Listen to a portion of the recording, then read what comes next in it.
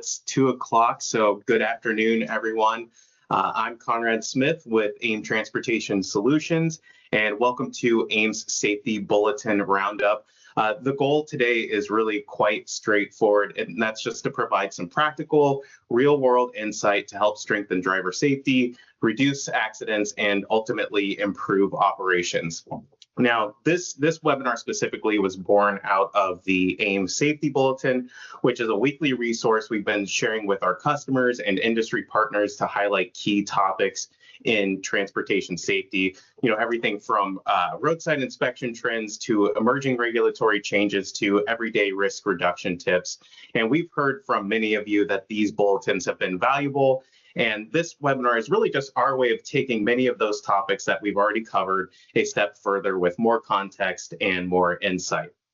Now, if you're already subscribed to AIM's Safety Bulletin, then our host today needs no introduction because he's been popping up in your inbox every Monday afternoon. That's right. Today we've got the one, the only John Rugarber. You probably know him as Safety John. He is an invaluable part of AIM's safety team and brings decades of experience in DOT compliance, driver training, and much more. And then for those of you who may be new to AIM Transportation Solutions entirely, we are a family-owned and operated business that specializes in providing comprehensive commercial transportation services, and that includes full-service truck leasing, commercial truck rentals, truck maintenance programs, dedicated contract carriage, and a whole lot more. And of course, a core outcome across all of these offerings is safety. For example, our maintenance program helps keep equipment safe, compliant, and road ready, while something like our dedicated contract carriage solution provides companies with trained drivers, robust safety systems, and continuous operational oversight. And together, these tools and resources support the same mission as today's webinar, and that's safer fleets, safer drivers, and safer roads. With that being said, this seems like a great spot to go ahead and turn it over to John. But really quickly before I do, I will ask that everyone just please hang on to any questions until after John's presentation, just so we can be respectful of everyone's time and kind of keep things flowing. And then after John is done, that's when I'll open up the floor for questions if there are any. So with that out of the way, John, if you are ready, you can go ahead and take it away. All right. Thank you very much, Conrad. I appreciate those gracious introductions. Every time we do this, I'm always amazed at your introductions. I want to welcome everyone. My name is John Rugarber. I'm a regional safety manager with AIM Transportation Solutions. Been with AIM for about 23 years, give or take. Started out as a driver and worked my way into safety. And now I work remotely and I help the marketing team and AIM itself doing these webinars throughout the course of the year. As Conrad had mentioned, this is more, just like the title says, a Safety Bulletin Roundup. Pretty much a little bit more detailed information than what I do on a weekly basis. I only have about a minute and a half, give or take a minute and 45 seconds to try to get a message across. So I'm going to take a little bit more time and get more into the details. One of the nice things that we're going to offer at the end of this is we have 6 PDFs that we're going to send to everyone who attended. That has some more information from the Commercial Vehicle Safety Alliance, which goes into greater depth on some subject matter, not the least of which is brake adjustments, brakes, things of that nature. So we'll get that out to everyone who signed up today. And let's move forward and we're going to get started. Let's see what's going to be our first subject matter. So what we did, I've done about 26 of these. Conrad was nice enough to break them into 3 different sections, combining a bunch of different ones that I've done. So we've broken it into vehicle operation and driving behavior. The next one will be equipment and vehicle condition. And the last one is going to be some regulatory stuff and then some CVSA inspections, their schedules for this coming 2026. And then the last slide is going to be the list of those 6 PDFs that we're going to offer. So with that being said, let's move on and we'll start with the vehicle operation, talk about seatbelt usage. So as everybody is probably aware, under 392.16 of the FMCSRs, It mandates that all drivers must use seatbelts. Pretty much a given in today's society, even in your passenger vehicles, the use of a seatbelt is mandatory. Also, I know just a couple years ago, they actually included passengers in that also. So now passengers must be belted in also, and that does apply to commercial motor vehicles also. Under 393.93, it requires all commercial motor vehicles to have seatbelts installed in the vehicles. And I'm not sure the exact year. I think it was maybe 93, might have even been back further, that was mandated from the feds that all vehicles will have seatbelts installed. If you have a vehicle older than that and you're still on the road, technically you don't have to use a seatbelt, but I'd highly recommend you do. So for those unfamiliar with CSA, so CSA started back in December of 2010. It's got the 7 basics, and the seatbelt falls into the unsafe driving basic. And there's points associated with that. The lack of wearing a seatbelt will get you a 7-point violation under CSA. And just to refresh everyone's memory, because I'm going to mention CSA a number of times with some different violations, the first 6 months, it will be a multiplier of 3. So for example, if you receive a safety belt ticket this week or today, it's going to be a multiplier of 3. So that's going to be 21 points under your CSA profile. And again, this is the carrier profile. The carrier profile only stays on record for 2 years. And that's why if you notice down there, it says first 6 months is a multiplier of 3, 6 to 12 months is a multiplier of 2, and then 12 to 24 months in, you got a multiplier of 1. So after 2 years, that's disappeared. Unfortunately for the driver, it remains on his or her record for 3 years. Crashes remains on a carrier's profile for 3 years, remains on a driver's profile for 5 years. Next one down, under drivers, the violation will remain on the driver's PSP for 3 years. So that's the pre-employment screening program that drivers are all a part of under FMCSA and the CSA program. So you want to make sure you let drivers know that their lack of wearing a seatbelt, if they were convicted and get a citation, that's going to affect their PSP for up to 3 years if they look for future employment and the new employer goes in and pulls their PSP. So for example, AIM does do that with all of our new drivers coming in. We always pull their PSP so that we can look at their history of inspections and violations. And it's usually a good window to look into to see what a driver's real behaviors are. So if you're a driver on this call, that's great. If you're a company or a safety division looking at their drivers, just make sure that you let them know that you need to wear your seatbelt at all times. When we're pulled in for inspections, whether it be on the road or in an inspection station, make sure you keep your seatbelt on until the officer sees that you've had it on. We've had a number of instances at AIM alone where a driver has been written up for lack of wearing a seatbelt, and yet they did say they had it on. They removed it so they could reach over and grab their insurance card, their registration card, gather their paperwork. By the time the driver or the inspector got up to the door, he didn't see the seatbelt on, so we got the ticket for not wearing a seatbelt.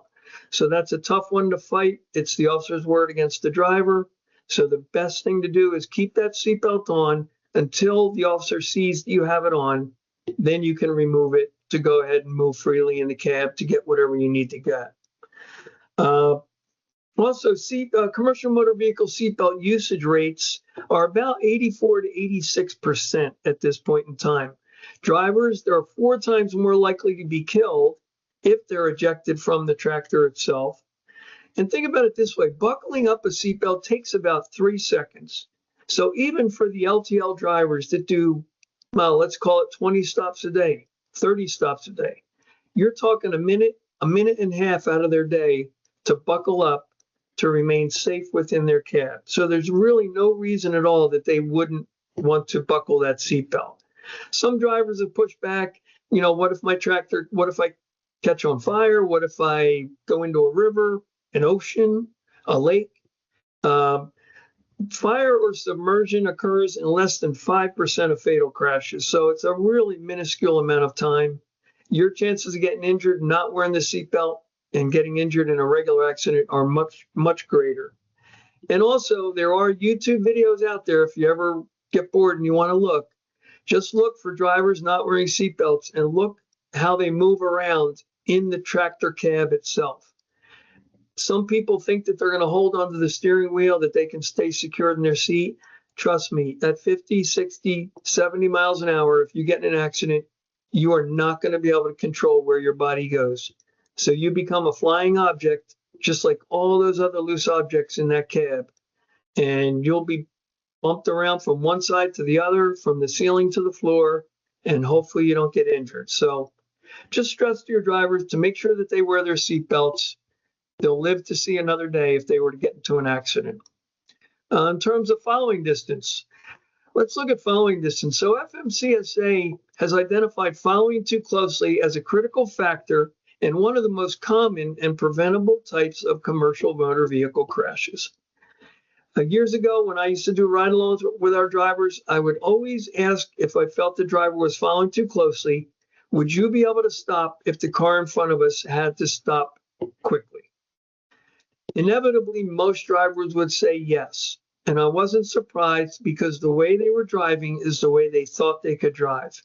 Usually the last words out of a driver's mouth before he hits the back of a car or a truck in front of him is, I thought I could stop. So following too close, it's, everybody's idea of following too closely is different. But that 6 to 7 second rule that most companies abide by and the FMCSA recommends is a good place to start.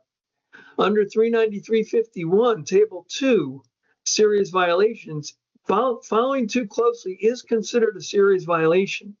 And a lot of drivers don't understand that. If you get more than 2 of those within a 3-year period of time, there's a chance that you could have your license suspended for up to 60 days. So for those drivers who really don't pay too much attention to following too closely and push back and say, I got it, I'm a good driver, I've been driving 20 years, never had an accident.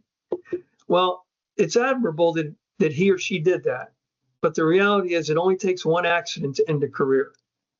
So maybe you could enhance the importance of that by letting them know that it is considered a serious violation under that table 393.51 if they were to be convicted. Also, give them a little stats. A loaded tractor trailer requires about 196, 200 feet at 55 miles an hour to come to a complete stop. At 65 miles an hour, the distance increases to exceed 500 feet. So again, another reason not to follow too closely. Under CSA, under the category, it falls under unsafe driving, one of the 7 basics, and the severity rating is 5 points on that particular violation. So just to go back to the original seatbelt usage, that 5 times 3 is 15 for the first 6 months. Second 6 months, it's going to be a multiplier of 2, and the remaining year will be a multiplier of 1. So just make sure that you remind drivers of that. And think about it this way, total stopping distance is a combination of 3 items: the perception distance, reaction distance, and braking distance. So that adds up to your total stopping distance. So perception distance, by the time a driver realizes that things are going to be happening, it takes about 3/4 of a second. On reaction distance, the time it takes for a driver to realize something's happening, lift his foot up, place it onto the brake, is another 3/4 of a second. And then the braking distance itself, because of the air brakes, equates to about 4 seconds. So let's call that 6 seconds.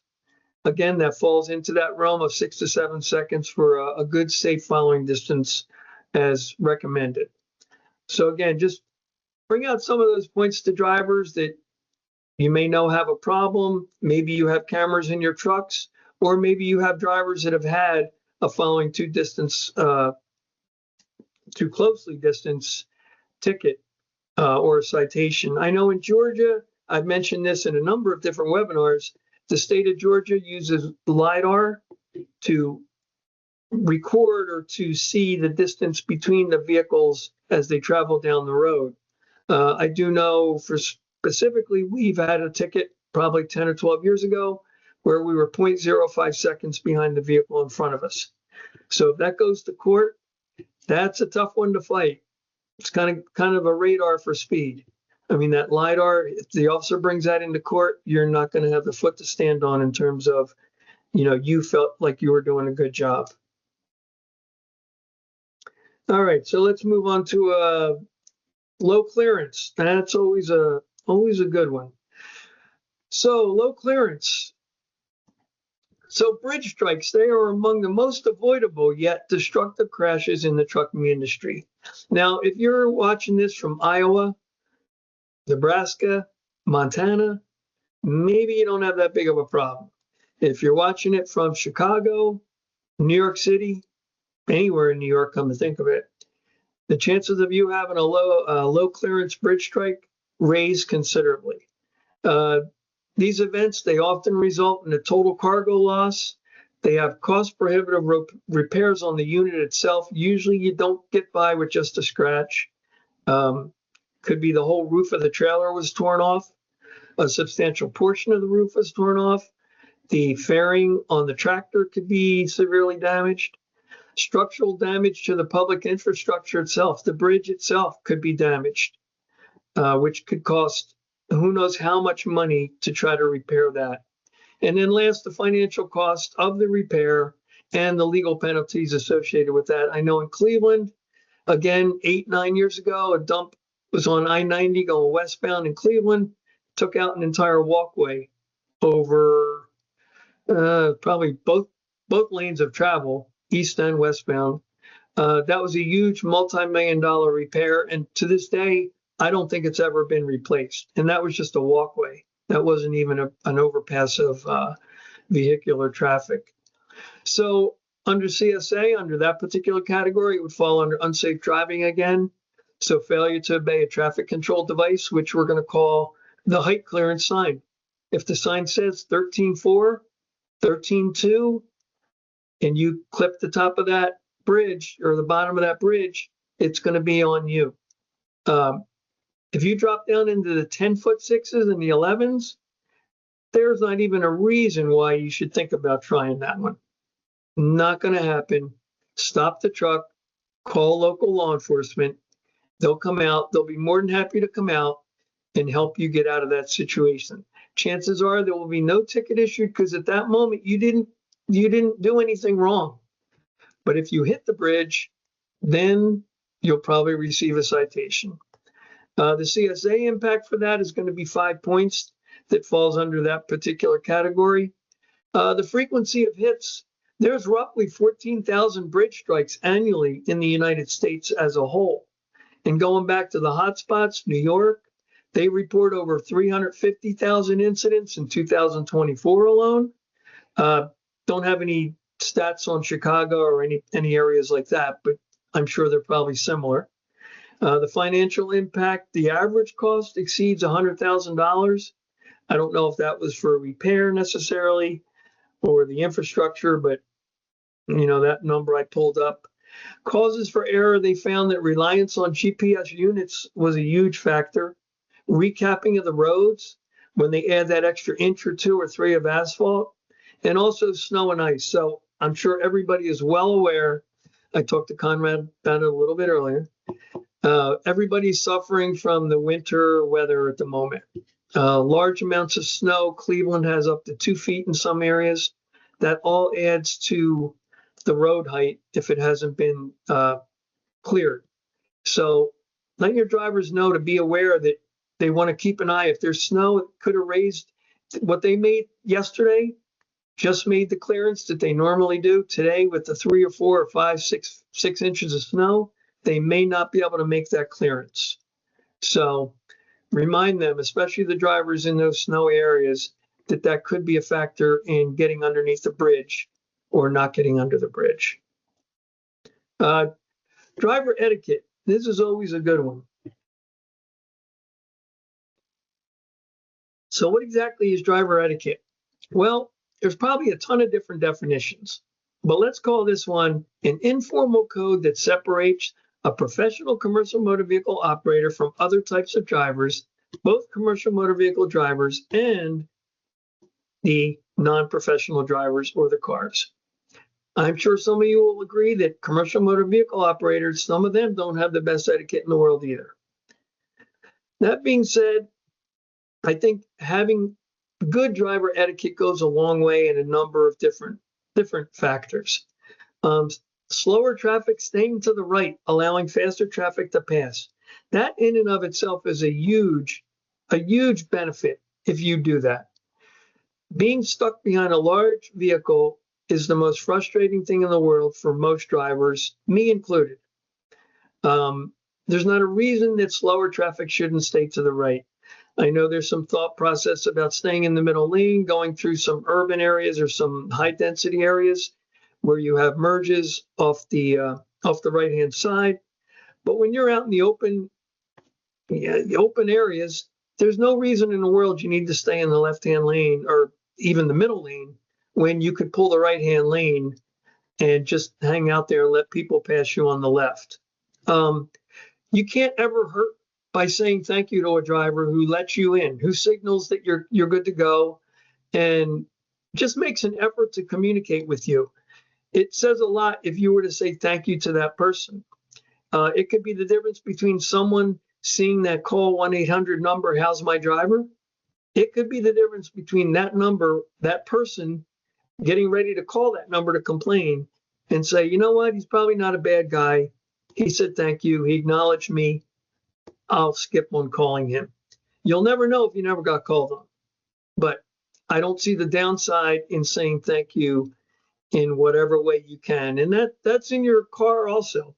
A little hand wave, even if you made the mistake, an apologetic hand gesture, a good hand gesture, keep that in mind, could go a long way in making that a nice event. Merging appropriately, you want to prepare, accommodate, and allow for other vehicles. And this is a tough one. I get it. Coming up to construction zones, there's always that car that's going to want to try to get in. That being said, if you know it's going to happen, you should put your mindset that it's going to happen. And don't act surprised that it hasn't happened. The minute you begin to slow down and the merge is coming up, check those mirrors, your left and right mirrors. See what's coming up on your right side. You shouldn't be surprised at that point in time when somebody tries to squeeze in. Can you try to stop him from getting in? You could. The downside of that is if you're involved in an accident, now you're pulled over to the side of the road, regardless of whose fault it was, to fill out all the paperwork and wait for the officer. And just to let you know, under the National Safety Council definition of a preventable accident, if you had not done everything that you could have to avoid the accident, it could be charged as a preventable accident from your company. We've had a number of those situations occur at AIM. Drivers, the other driver gets cited, gets a citation, but still our driver, all he had to do was stop and allow that car to get in, and there would have been no collision. So just something to keep in the back of your mind. You might want to let your drivers know that could occur, and to try to just step back, take a breath, let him get in front of you, let him do what he's got to do. It's not going to make or break your day at that point. So what can happen if I don't have good etiquette? Well, you could get aggressive driving citations. If you're doing it in the vicinity of a law enforcement officer and he sees that, he may take it a different way. You might have been being defensive, trying to make it all work out, but the officer might look at that as aggressive. So now you're fighting an aggressive driving citation because of what you did. Camera-equipped vehicles, which allow for monitoring of driver behavior. We do have cameras in our trucks at AIM, and what we found quite stunning is the amount of drivers that will call and say they've had an accident on a merge or a ramp coming in. We go back and look at the video, and surprisingly, if you had just slowed down, taken a breath, the accident would have never occurred. So For the companies out there that are using cameras, it'd probably be good to let your drivers know that we can see what occurred. I get it that you think it was the other person's fault, but we're able to see the video now and see the camera, and we have to call you and say, if you had just backed off a little bit, that wouldn't have occurred. And then really with lack of poor etiquette will bring out the road rage in some people. It doesn't take much anymore. In today's society, it's a very high pressure society. It doesn't take much to set certain people off. So or the driver doing something that he may not think is that big of a deal could be the difference between somebody really going off the rails and turning it into a much bigger situation, and at times could be considered dangerous.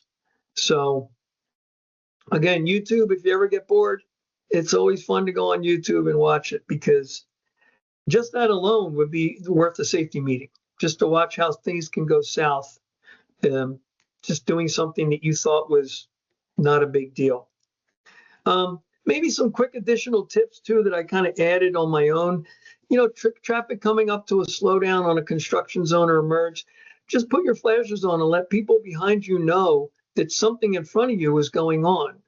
It would just give them a little bit of a heads up instead of seeing brake lights come on in a split second and they don't know why it is. If you're passing another truck, as a professional driver, we should be able to look and realize that the truck in front of us is doing 61 or 62. We're governed at 62.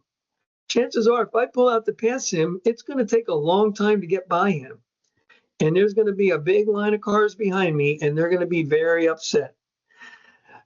Again, it's a tough call, but it may be better to just back off and settle in behind the guy and wait until a better chance. Maybe he's heavier than you. Going up a hill, you can pass him because you're light.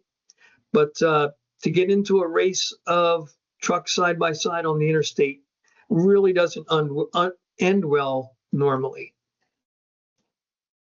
All right, let's move on to the next one. Let's talk about some move over laws.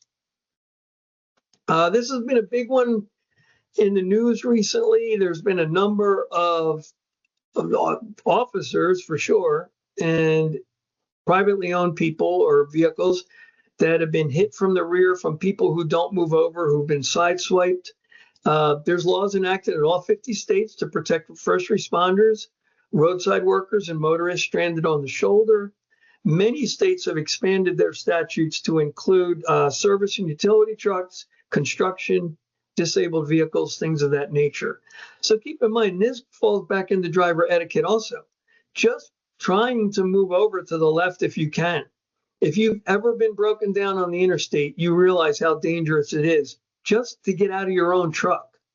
You can only hope that cars and big trucks are sliding over because they're within feet, if not inches, of hitting you. So some of the legal and financial consequences, fines range in Florida, for example, from $60 to Virginia, where it could be up to $2,500. If you get tickets for not moving over, if you get cited, could be 3 or more points issued upon conviction on that citation. And God forbid, criminal charges could be brought if there was an injury or death. Could lead to reckless driving or vehicular manslaughter charges if convicted. So moving over, while it's not always possible, and I get it, I understand, you really should always try to make an effort to slide over it if you can.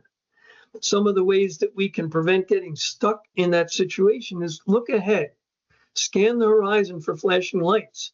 We should be looking as far ahead as we can to get a handle on the situation so that we can be over in the left lane before maybe even the vehicles in front of us start to do it. That way we've settled in and we're in the left lane and we can move freely past those vehicles that are on the shoulder. Signal early. Don't wait till the last minute to use your turn signals.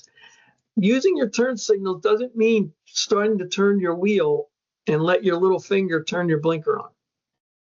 Your blinker should be turned on 3, 4, 5, 6 blinks before you even begin to turn your wheel, to let the vehicles behind you know of what you're going to do or what you would like to do. Because I know if I was behind you as a driver, I understand what's going on. I would let you over as a big truck because I understand the difficulty. Again, not everybody's going to do that.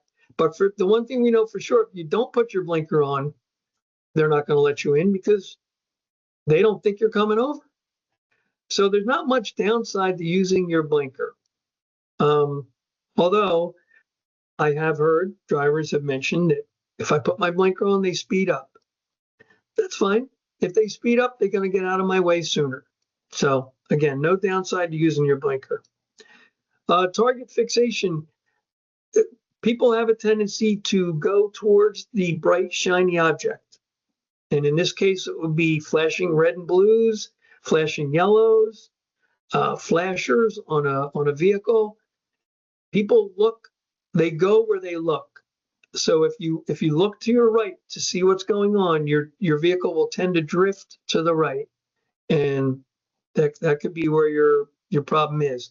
So look where you want to go, not where you shouldn't go. Okay. Just a quick standard rule on a roadway with 2 or more lanes, you must move to the left if it's safe to do so. You're supposed to slow to 20 miles per hour lower than the posted speed limit if you cannot get over. And again, if you were ticketed, it could fall under 392.2, operating in accordance with basic laws, such as moving over when traffic is on the shoulders.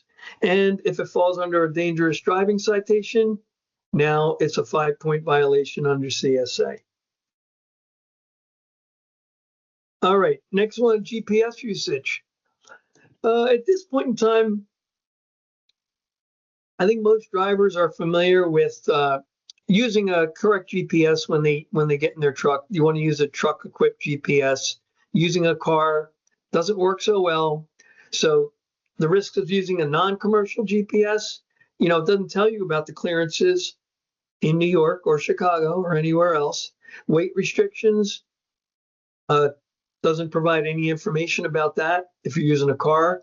Prohibited routes, scenic parkways, hazardous material restrictions, none of that would be in a normal GPS unit.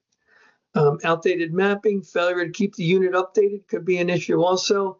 And just keep in mind, lag in the real-time updates of traffic while you're driving could be slower than normal. So just to keep in mind too, that viewing that GPS unit for more than 2 seconds doubles your risk of a crash because technically it's distracted driving. You don't want to have the GPS unit mounted such that it blocks any part of your view through your windshield. And just the over-reliance, people are becoming more and more reliant on the GPS itself. If the GPS says make a right here, they make a right, they don't look, and they find themselves in a residential neighborhood, or God forbid, a country cornfield that supposedly had a road going somewhere that the GPS told me to turn down. So just a quick little note on the GPS usage. All right, vehicle winter readiness. We're in that moment now. So make sure you get your drivers to check all their coolants, the levels of their coolants. Does it have the proper temperature rating? Down to -34, up to 265, depending on your area of operation. I'm going to talk about windshield wipers a little further on, but the washer fluid itself, make sure that you have your fluid is topped off. Make sure that it's doesn't turn into slush or freeze. You can add some alcohol, isopropyl alcohol. I used to add Dawn in my washer detergent. You could add any kind of cleanser you'd like. Would help to clean the salt and the road, whatever you want to call that, off of the windshield. Make sure that you have the proper tension in your windshield wipers, that the springs haven't become weaker over time and there's not that downward pressure to help clean that windshield off. Make sure the rubber is still good. Maybe every 6 months, look at getting your windshield wipers replaced so that rubber is fresh.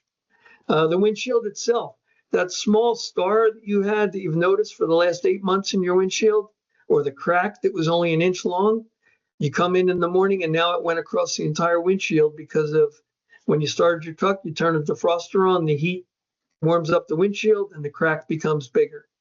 So in the fall area, you get into September, October, early November, start looking at your windshield. If there's cracks to be addressed, Make sure you get those addressed before the winter time comes. Make sure your defroster and your heater are working properly. Nothing like turning on your defroster on a cold December morning to find out that it doesn't work. That's not a good time to find out it doesn't work. And then batteries, again, do the best you can to make sure your batteries are fully charged. If the places where you deliver to or where you pick up or where you put your truck at the end of the day, if they have plugins, make sure you plug your truck in so that when you come into work in the morning that you're sure that you'll be good to go when you get started. All right, fifth wheels. Another little area of concern, especially in the cold weather, 39370, that gives you a whole bunch of pages on coupling devices and towing methods.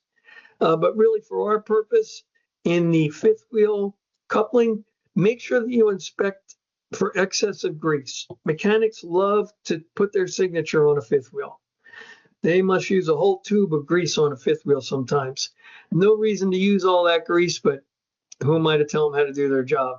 But in this kind of weather, they put that much grease in there, it can thicken up and cause things not to work properly. So another reason for a driver, when he hooks to a trailer, he hopefully hears the click, he does his tug test, but you still want to get under the trailer and visually look in and make sure your locking jaws are wrapped around the kingpin.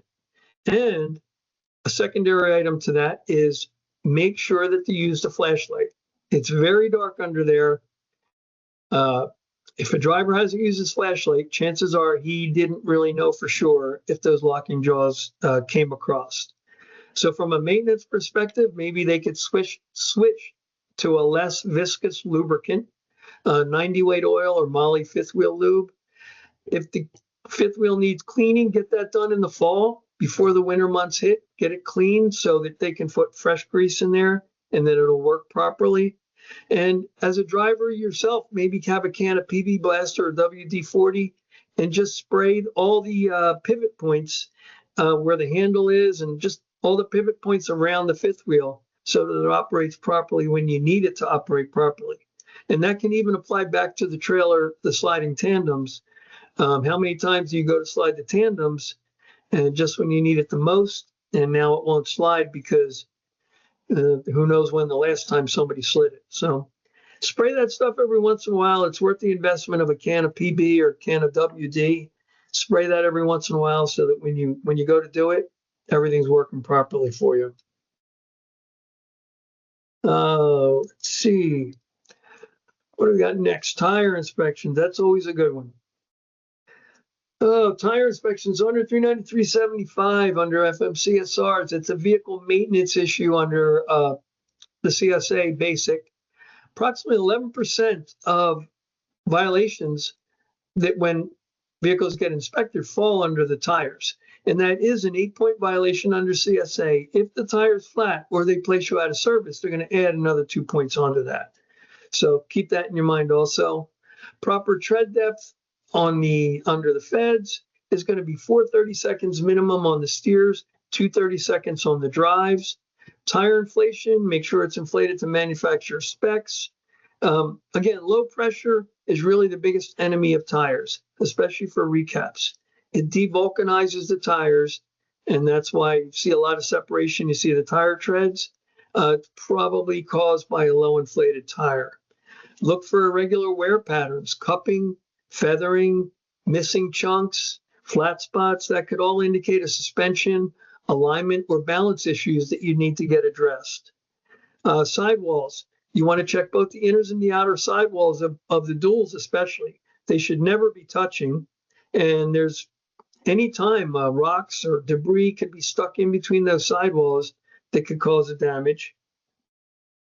And also mismatched in diameter.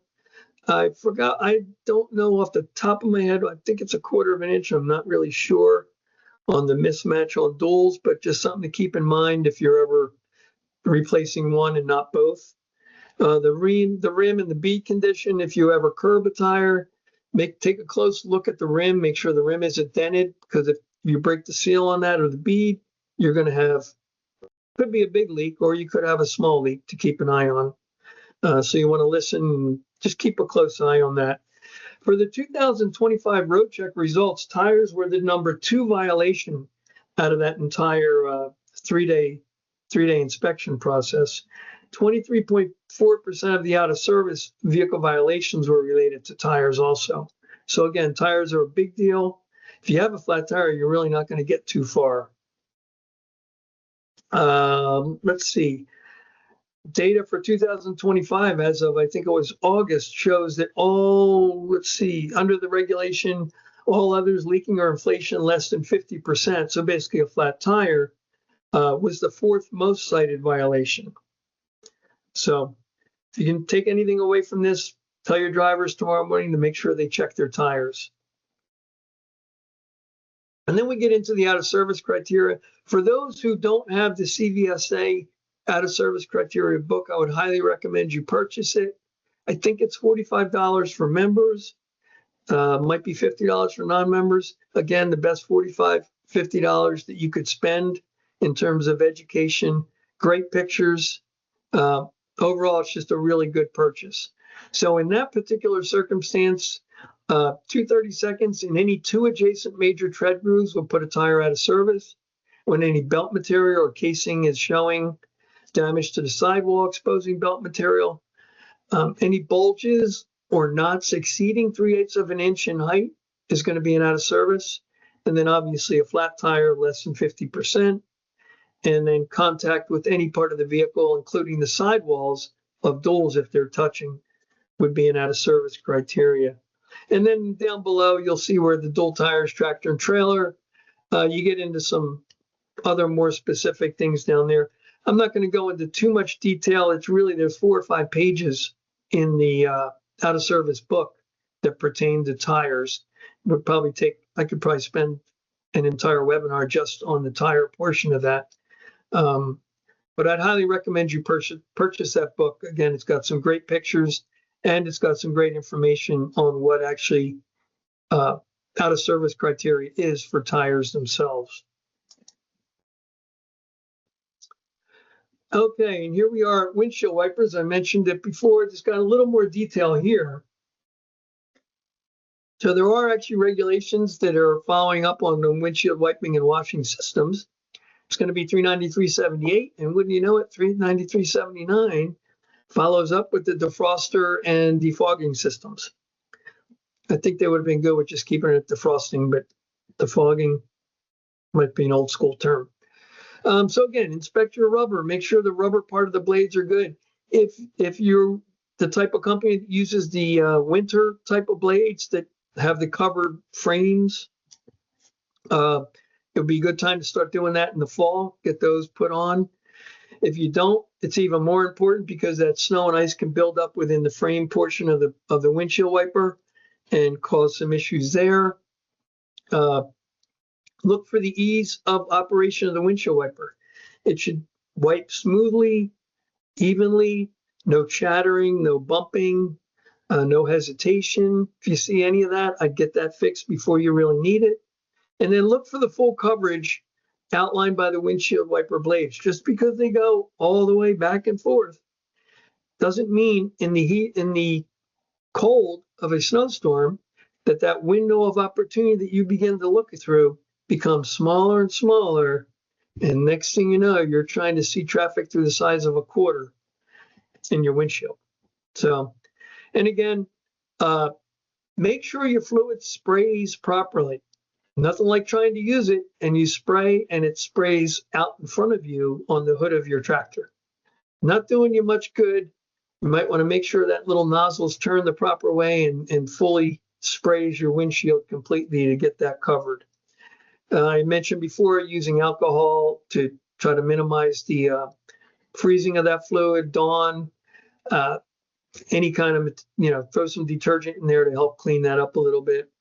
Again, it's a vehicle maintenance issue under CSA. It's a 1-point violation. And if you notice, I put +2 on the out of service. Yes, you can be placed out of service if the tractor has an inoperative wiper or missing or damaged parts affecting the driver's side operation of the system. Now, keep in mind, this is only during periods of inclement weather. So if it isn't necessarily working when you get inspected down in Florida in midsummer. You won't be placed out of service, but you could get a citation and a violation for it. All right, DOT tape. Another little tidbit of info that maybe some people aren't aware of. Under 393.13, retroflective sheeting and reflex reflectors. Let's just call it DOT tape and those plastic reflectors that we see all over the vehicle. Falls under vehicle maintenance and CSA. 3-point impact if you were to get written up. On the tractor and trailer, upper corners of both units, you need a 12-inch by 2-inch white tape reflector portion forming an upper corner. And that's to allow people coming up behind you to realize that there is a big object in front of me coming up at 2 in the morning. When your headlights catch those, it'll let you know that that vehicle is that tall. So make sure they're up there. We have been ticketed a couple times for DOT tape missing on both our trailer and our tractor. And it's supposed to be on the upper corners of the tractor, by the way. We got a tractor from the manufacturer. Our DOT reflectors were down in the middle area of the sleeper. And we got written up for that because the officer said they weren't at the higher upper corners. DOT tape itself is supposed to be on the mud flaps, both sides. Does not have to be on the trailer mud flaps because the DOT tape on the back of the trailer and the ICC bumper are going to fulfill that requirement. Trailer sides, it must cover at least half the length of the trailer. So just to make the math easy, let's call it a 50-foot trailer. You need to cover 25 foot of that with the DOT tape evenly spaced. And at $1 a foot, it's probably why companies space that out. Trailer rear, now on the rear of the trailer, it must cover the full width of the trailer, extending as close to the extreme edges as possible, and somewhere between 15 inches and 60 inches from the ground. So you could just put them along the doorway, the trailer doors, or just your ICC bumper. Most companies I've seen it, they'll do it on both. So, but keep in mind, it should be between at least 15 inches and 60 inches on the rear of that trailer. And it needs to be DOT C2 certified tape, which refers to a specific level of reflectivity and pattern required by DOT. So I think most companies are using that DOT C2 tape, not tape that you would buy at Home Depot or Lowe's or something. So, all right, insurance and permits. Kind of an all-encompassing thing. I didn't have a real lot of detail on under it. It falls under 392.2 of applicable operating rules under FMCSRs. Basically, insurance coverage, make sure it's current, make sure it's available. Same with the registration, make sure it's current and available when requested. Permits, I know the majority of everyone's running IFTA. The HUT sticker in New York, I know we run New York quite a bit. We need to make sure ours is put on somewhere on the bumper or the fender on that driver's side. Federal annual inspection sticker, make sure that those are current, up to date. You need one on the tractor, you need one on the trailer. So wherever you place them is your prerogative. Just make sure your drivers know where they are. If you place it on the window and he rolls the window down, the officer asks where it is, he may not know. Rental contracts, if you're using rental units, keep in mind that you need to have a rental contract that's 30-day current in the truck every day. So if you pick up the truck on October 1st, on November 1st, you need a renewed rental contract on that truck. And then DOT labeling under 392.21T, marking of self-propelled commercial motor vehicles and intermodal equipment. Your DOT number needs to be preceded by US DOT. It needs to be visible on both sides of the vehicle from at least 50 foot on a stationary vehicle. And it needs to contrast sharply in color with the background. So probably a white tractor with, a beige white DOT number. A little difficult to read at 50 feet. I'd probably make them black. If you have a black tractor, dark blue tractor, I'd probably make them white. So hopefully those are your colors. If they aren't, make sure that they contrast with the color of that tractor. And also, one more thing before I move on with that, some companies may be putting their insurance and registration and paperwork within their ELDs, and some drivers may know how to get them, some may not. So with the ELDs, make sure that they know how to get in there to get to their insurance and registration card. And keep in mind that the drivers also must be able to supply a user manual, the data transfer instruction sheet, the malfunction instruction sheet, and have 8 days of blank logs with them.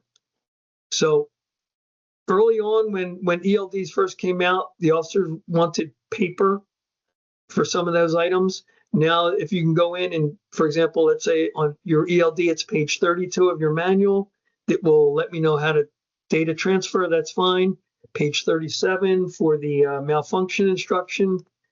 Just make sure your drivers know how to use your ELD and get to that information if the officer requests it. All right. Now we get to some of the CVSA 2026 upcoming events schedule.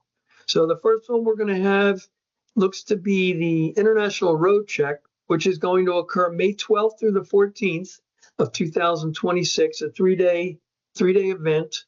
It's actually in Canada and Mexico also. Now that's going to be 3 days. I think, I'm not sure what May 12th is, what day it is, but it'll go for 3 days. The second one is going to be Operation Safe Driver.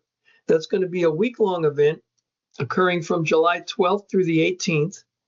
Again, they're going to be looking at, improving driver behavior through traffic enforcement strategies, and they'll be looking at speeding, distracted driving, aggressive driving, those type of things during that particular period of time.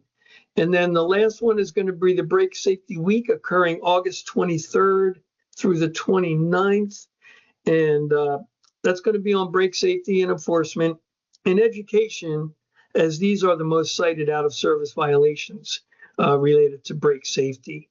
And I did add, well, the next page is going to identify it, but we did put those PDFs in there. It's going to have some really good, up-to-date, clear handouts that you can print out, hand to your drivers, and be able to gain some additional knowledge. Now, they do have an unannounced brake safety day and an unannounced hazmat dangerous goods day. At the moment, I couldn't find when those dates were last year, so just keep in mind that they randomly pick those, and they'll send a little blurb out saying that today is the unannounced brake safety day. So just keep that in the back of your mind. And as we wrap this up, the last page, I just wanted to let you know these are going to be the PDFs that are going to be coming along. So we have the North American Standard Inspection Program. And this, again, this is all sponsored by CVSA, or the Commercial Safety Vehicle Alliance, where their logo is in that lower left corner there. Operational Policy 15 deals with inspection and regulation, an awesome piece of material. I'd highly recommend you copy this and put this in your book. It's got a lot of good information. As with the update, as of September 25 is the most current update. Next one is Operational Policy number 5. That relates to the inspection and CVSA decal stuff, which I didn't cover in this. I have covered it previously in some other webinars we did, but that'll give you the full information on how that CVSA decaling works. Next one, air brake push rod stroke. Another good one. Not that the driver needs to necessarily know all of it, but the more knowledge he has, the better he can do his job. Again, S-cam brake inspection. Again, it's a little maybe too heavy for the driver to get into, but again, just more information. And then the last one, the brake safety drum and rotor tips. Now this one the driver can use. There's some great pictures. Easily seen violations from a driver's point of view if he does a good pre-trip, post-trip, or in-route inspections. Not a reason why he couldn't see some of these violations that are shown in this particular PDF. So with that, I would like to thank Conrad and Jessica and Mallory and everyone who helps put these on. I'd like to thank everyone for attending. I hope you gained some important information from this.